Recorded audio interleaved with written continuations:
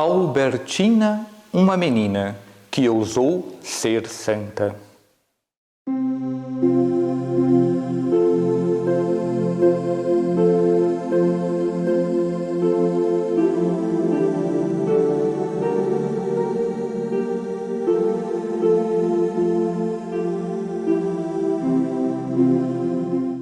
Caríssimos amigos e participantes da campanha Vinde Nossa Senhora de Fátima, não tardeis, que alegria, mais uma vez, estar com você. Foi com essas palavras que o bispo diocesano de Tubarão referiu-se à pequena Albertina no dia da cerimônia de sua beatificação. Albertina, a menina que ousou ser santa. Como foi a vida desta beata? Nós tivemos a oportunidade de conversar um pouquinho sobre isso num programa passado.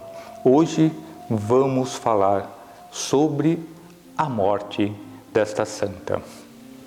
Era o dia 15 de junho de 1931. O pai de Albertina chama-lhe e diz a ela: Albertina, o boi, o pintado, perdeu-se. Fugiu do curral, procurei por toda parte e não encontrei. Você pode ir atrás do pintado? Albertina, sempre obediente e sempre prestativa, no mesmo instante disse ao pai: não se preocupe, eu vou atrás do boi que se perdeu. Procura de um lado para o outro, não o encontra, até que em determinado momento, ao longe, ela vê no meio de umas ramagens uns chifres. Pensando ser o pintado que havia perdido, corre em direção.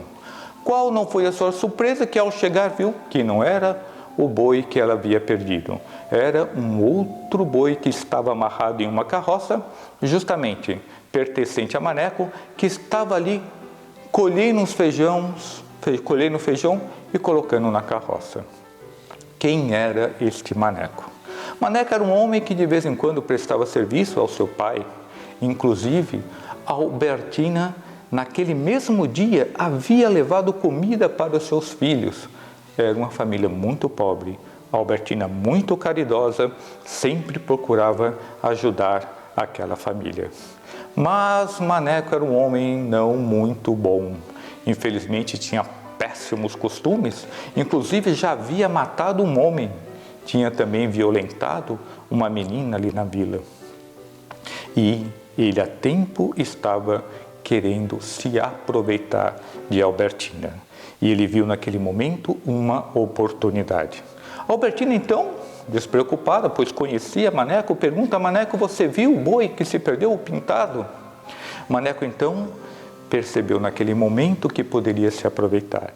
E indicou, então, uma pista falsa no meio do mato para que a Albertina se embrenhasse por ali e ele mais facilmente podia se aproveitar dela sem ser visto por ninguém. Maneco, então, dá aquela pista falsa, dá uma volta por outro canto. Albertina entra no meio daquela mata, quando de repente ela vê uns barulhos, de galho seco, pensando no seu boi, mas não era. Ela dá de frente com quem? Com Maneco. Albertina fica petrificada. Estava no meio do mato, sozinha diante daquele homem.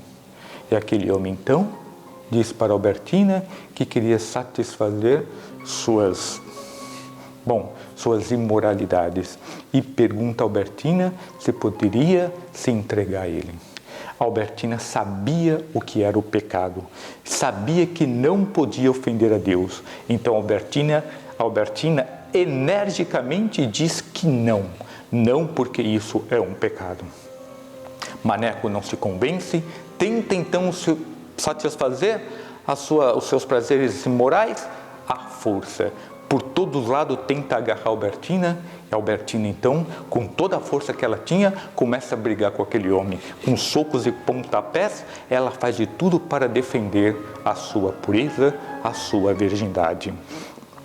Em determinado momento, ela se escorrega, Albertina é derrubada no chão. Maneco então tenta se aproveitar, ela ainda mais forte pega seu vestido, se cobre e Maneco percebe que aquela menina não ia ceder. Ela estava disposta a fazer tudo para preservar a sua virgindade. Maneco então com raiva e ódio daquela menina que tanto lutava e que moralmente o resistia. O que ele fez então? Puxou do seu canivete e cravou no pescoço de Albertina.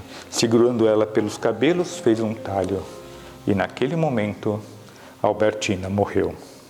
Estava toda ensanguentada, mas a sua pureza, a sua virgindade estavam intactas. Maneco, vendo Albertina morta, o que fez? Cinicamente, correu à casa dos seus pais para avisar que Albertina tinha sido violentada e estava morta. Ele estava com sangue todo manchado porque havia lutado com a menina. E os pais perguntam, e esse sangue de onde que é? Ele cinicamente diz, não, que eu fui tentar ainda socorrer Albertina e me manchei com o sangue dela.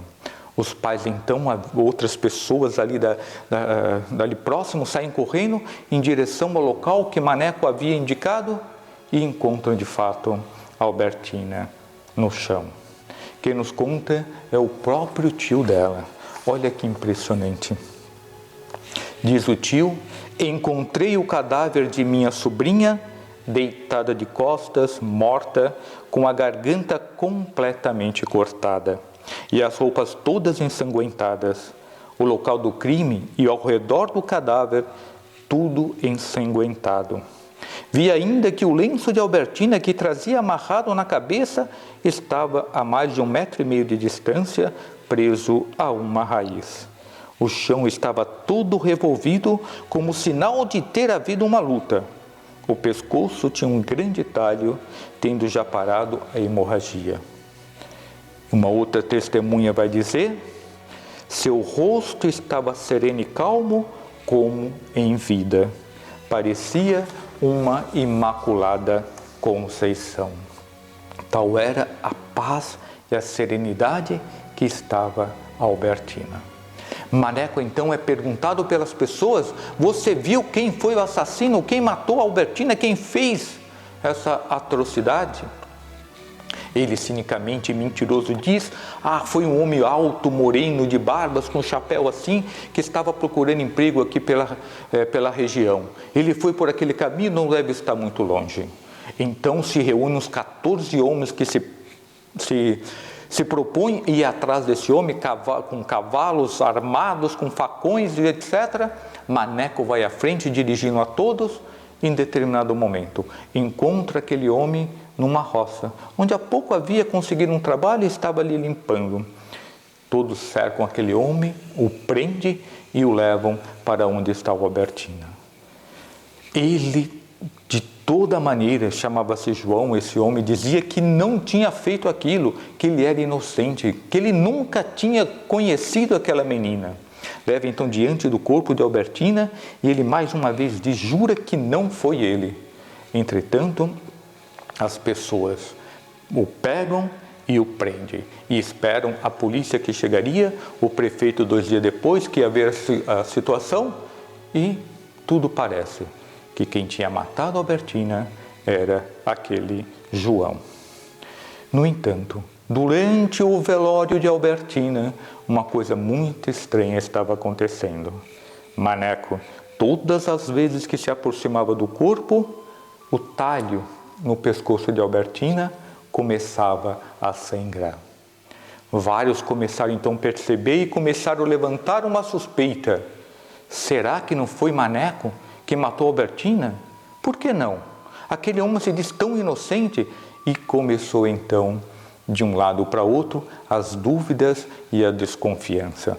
2 dias depois, chegou o presidente da cidade vizinha, o prefeito da cidade vizinha de Maruí, foi até a cadeia onde estava preso João, pegou aquele homem, foi levando um crucifixo e, pegando aquele crucifixo, colocando sobre o corpo de Albertina, disse para aquele homem, você jura diante do crucifixo do corpo de Albertina que não foi você o culpado? Ele então, osculando o crucifixo sobre o peito de Albertina, diz, eu juro, eu sou inocente do sangue dessa criança, eu nunca havia visto em minha vida.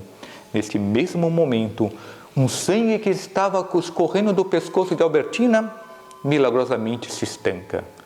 O povo todo olha para aquilo e vê um milagre, um sinal de Nossa Senhora para indicar o verdadeiro assassino. E uma voz só, todo mundo grita: Maneco é o culpado. Quando eles então procuram o Maneco, Maneco já havia fugido. Correm atrás dele, uma cidade vizinha consegue prendê-lo e o trazem de volta. E Maneco então vai dizer: de fato, foi eu que matei Albertina. E por que matou Albertina? Perguntaram todos. Matei Albertina porque ela não aceitou a pecar comigo. Que graça! Albertina morreu porque quis preservar a sua virgindade, ou seja, não quis ofender a Deus, não quis ofender a sua Mãe Santíssima, no qual ela era muito devota. Caríssimos amigos, olha que exemplo extraordinário para nós no dia de hoje. Albertina, como uma menina apenas de 12 anos, conseguiu tanta força para enfrentar aquele homem, sobretudo aonde ela encontrou forças para manter firme a sua pureza, a sua castidade, ou seja, as convicções religiosas que ela havia aprendido, era porque Albertina era uma grande devota de Maria Santíssima. Sempre se via Albertina com o seu rosário na mão, rezando, pedindo a Maria Santíssima forças para suas dificuldades. Assim também, caríssimos amigos, façamos nós como Albertina. Sejamos devotos de Maria Santíssima, pois eu tenho a certeza que, assim como Albertina, Nossa Senhora também nos dará força para enfrentar as nossas dificuldades e, sobretudo, nos dá forças para nunca pecar, antes morrer do que ofender a Deus. Santa Albertina, rogai por todos nós.